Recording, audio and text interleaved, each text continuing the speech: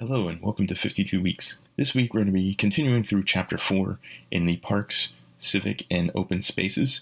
And specifically we're going to be looking at the next 6 weeks on the types of parks and public space that are discussed in Chapter 4. We've mentioned this quite a few times in the past weeks within Chapter 4 and even in Chapter 3. So the understanding of what is the Green Grid. One of the goals of the comprehensive plan is to create a network for alternative mobility options, which includes pedestrians, bicycles, skateboards, skates, scooters, etc. throughout the city. Also, the plan recommends the creation of a green grid connecting the Greenbelt linear parks through the fabric of the city. So that's why the linear parks and the green grid are important, that they are seen together. So how do you increase the importance of linear parks?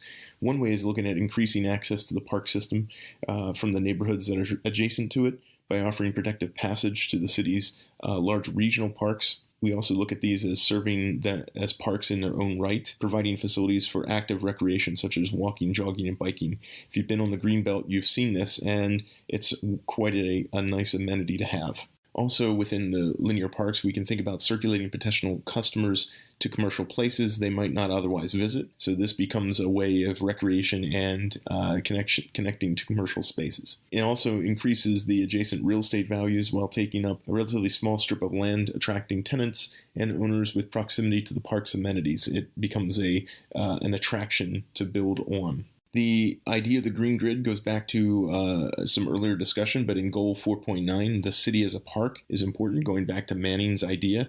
Combining the linear parks, the parkways, the boulevards, and living streets into a continuous green grid. So this map shows the greening that can happen as proposed park system. Again, we talked about in the first part of a necessary green space plan or a master plan for a master parks plan that needs to be actually commissioned and then also administered and maintained.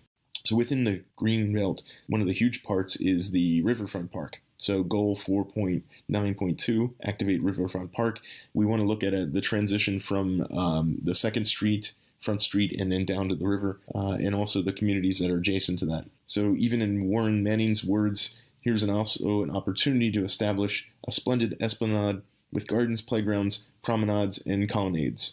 So the amazing thing is we think about where we go and visit all these cities that have these great resources and places we want to hang out and walk, jog, just recreation. We can have that here in Harrisburg, and even going back to Warren Manning's original concept was also there. So what we consider the Riverfront Park is not just this active fitness trail. There can be much more things that happen in that space. Riverfront Park can provide in-town evening activities during the farm show week and other large shows and conferences. If we're looking at activating our park, one of the things we can think about is how do we connect with the local happenings so that when there's a big event in the city, the riverfront is just activated as a place to be that you could stroll down to. The idea of winter festivals was something that spurred the Fire and Ice idea, the festival that happens back in February. And this is engaging the riverfront as a winter festival location for the city. There could be connections with a Christmas market on State, coordinating with the churches and other organizations on that street, ice sculptures, competitions along Front Street, along the front, and then a lighting plan should incorporate the winter uses. So how is this achieved? Through integrating the parks in the city in Objective 4.9.3. The lateral streets should continue to follow Manning's concept to extend the parkway tree canopy into the river district of the city, and there should be crosswalks across Front Street that it should be redesigned to better facilitate pedestrian crossing. One of the things is thinking about with a two-way conversion of 2nd Street and also a potential future conversion of Front Street as two-way. The street actually becomes taken back to the city out of the transportation planning that was put forth way long ago, half century ago, that now becomes something of the residents and that's owned by the city. It's now a place of an urban space. We go back to the public realm. This is some place that people want to be. We also need to be considering calming traffic in Riverfront Park, the transition from commuter traffic routes from the riverfront to the core of the city, better utilizing Cameron Street and 6th and 7th Streets to distribute traffic more evenly into the city's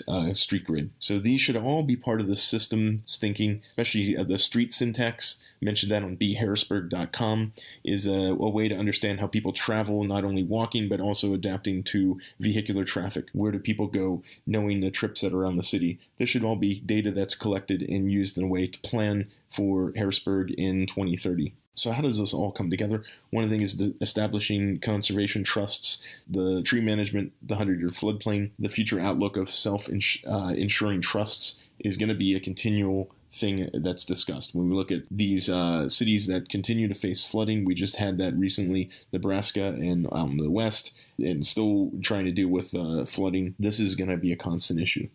When you think about streets becoming temporary public park space, this is how do we manage Front Street?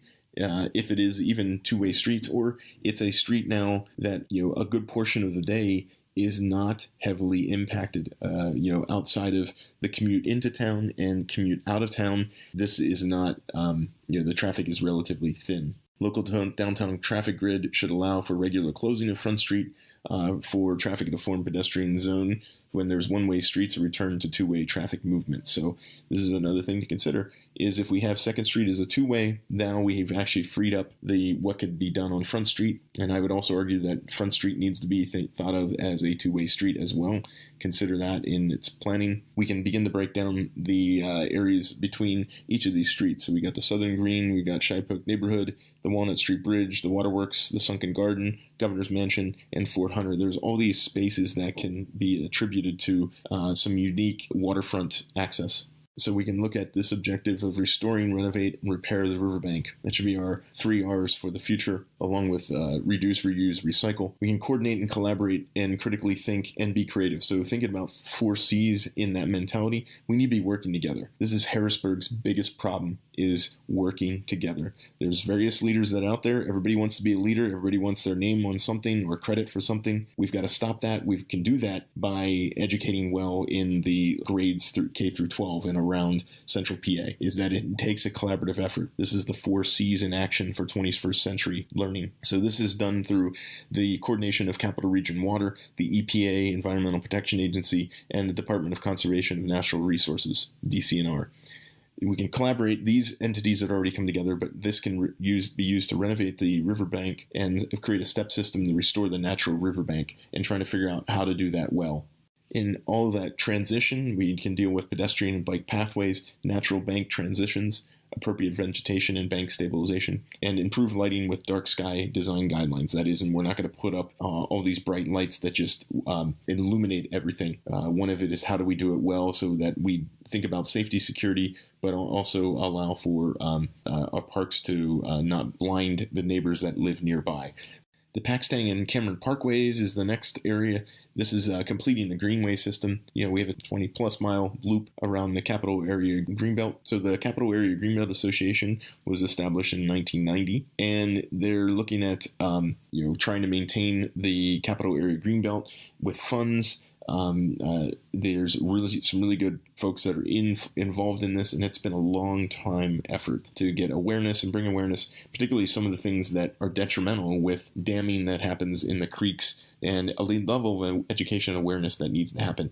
Sadly, this isn't in our school system. This is not taught in K through 12. We should be understanding our ecology really locally. How does this affect? What's the connection to Wildwood Lake? We've got Riverfront Park. We've got the Spring Creek. We got the Paxton Creek and the Cal. All this should be right in the students' knowledge of what is our natural resources around us. We need to close the Greenbelt map gaps that we find to connecting them together so we have an entire belt. Our belt is not missing pieces. Currently, it is missing pieces. We can unify the signage in the Greenbelt park system to better provide awareness when you're on the park to know where it's at and how to get around it.